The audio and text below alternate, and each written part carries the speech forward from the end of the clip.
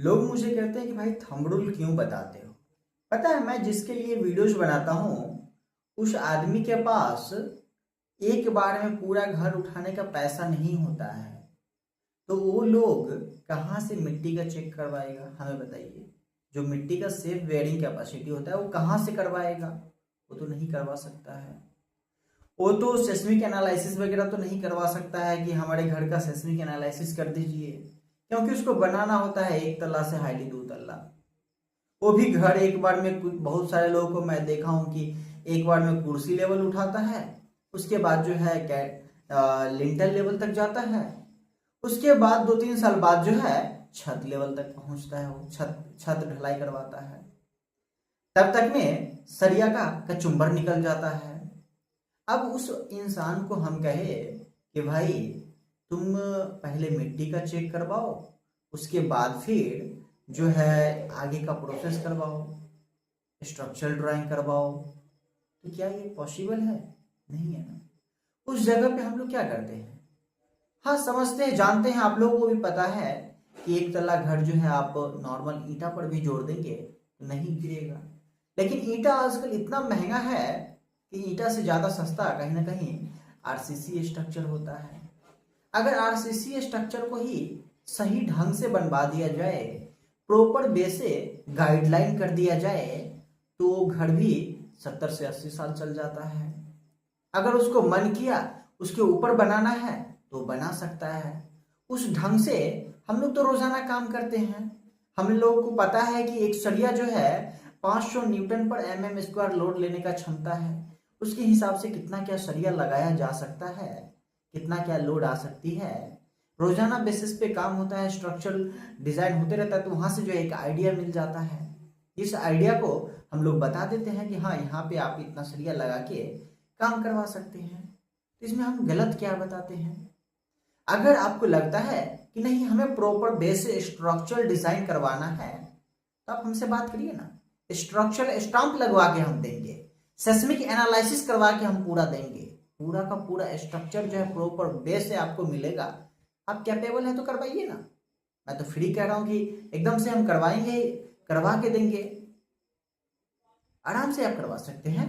अगर 5 तल्ला 6 तल्ला 7 तल्ला 10 तल्ला तक बनाना है या उससे ऊंचा जितना हाईराइज बिल्डिंग बनाना है, सबका एक नॉर्म्स आता है, सबको फॉलो करना पड़ेगा।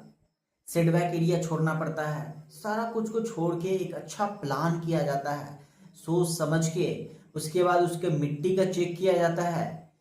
हर एक प्रत्येक जगह जगह से मिट्टी उठा उठा के चेक किया जाता है कि उसका मिट्टी का सेफ वेयरिंग कैपेसिटी कितना है, कितना लोड ले सकता है, मिट्टी का डेंसिटी कितना है, लोड बियरिंग कैपेसिटी कितना है। उसके बाद उस पर स्ट्रक्चरल एनालिसिस किया जाता है कि कितना लोड देंगे तो कितना वो सह सकती है। उसके बाद सेस्मिक एनालिसिस किया जाता है कि अगर भूकंप का झटका अगर जोड़ का लगा तो बिल्डिंग कितना हिल के कितना पे रह जाएगा, वो कब वो टूट जाएगी। तो ये सब चीज जो है एनालिसिस करके सारा कुछ स्ट्रक्चरल डिजाइन होता है। इसके लिए एक मोटा अमाउंट लगता है।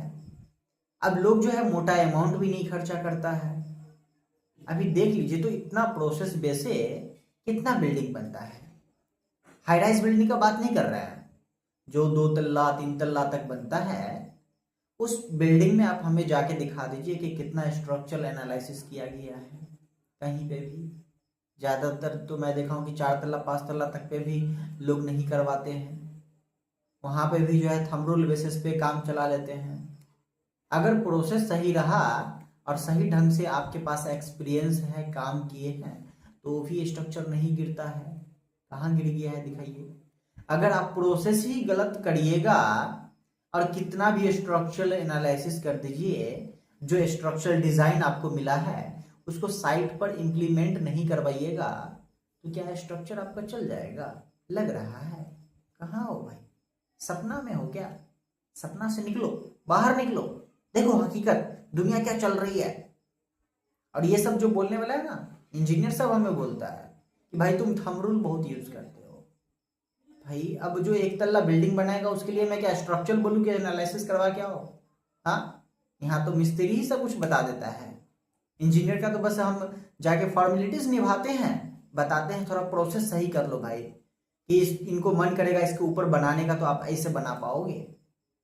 हाँ, लोग तो यहाँ पे प्लान सही से नहीं बनवा पाता है, प्लान को ही लोग अपने से घस घुस लेता है, जो कि वहां पे थोड़ा वास्तु फॉलो करके बनाया जाता है। और वास्तु कोई धर्म नहीं है, साइंस है, साइंस को फॉलो करके बनाया जाता है।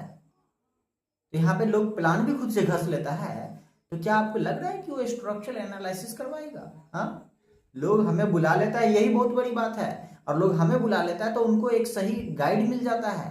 जिस घर का लाइफ चलना चाहिए 70-80 साल, वो अगर हमें ना बुलाता है तो उन लोगों का घर का लाइफ घट जाता है।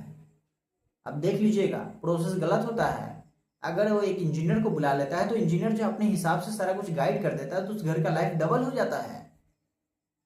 समझ गए सर जी? सब कुछ को देख के चला जाता है, जहां पे जिस तरीका का पर्सन मिलता है उस तरीका से कहा जाता है। अब जिसके पास औकात ही नहीं है कुछ करने की, वो गरीब आदमी, उसको हम कहे कि स्ट्रक्चरल डिजाइन करवाओ, नहीं ना कह सकते हैं? हाँ, नहीं कर सकते हैं। समझ रहे हो बात को कि क्यों कह रहे हैं? अब उनके लिए हम जो बता रहे हैं वही उनके लिए काफिर है। लोग हमें पूछता है इसीलिए, समझ गए, कि हम जो है जिस हिसाब से भी बता देते हैं, मिस्त्री जो है उससे अच्छा काम करके दे दे। जो चीज हम बता के आए हैं, उनका घर का लाइफ डबल हो जाए, कम से कम बजट में उनका घर अच्छा बन जाए, ये प्रोसेस मैं बता देता हूँ इतना कुछ करके। थंब रूल भी गलत नहीं है अगर छोटा बिल्डिंग है तो, समझ गए? बाकी और क्या कहना है, अपना राय ओपिनियन जरूर दीजिएगा कमेंट बॉक्स में। कमेंट बॉक्स हमेशा खुला रहता है। फिर मिलते हैं अगले वीडियो में।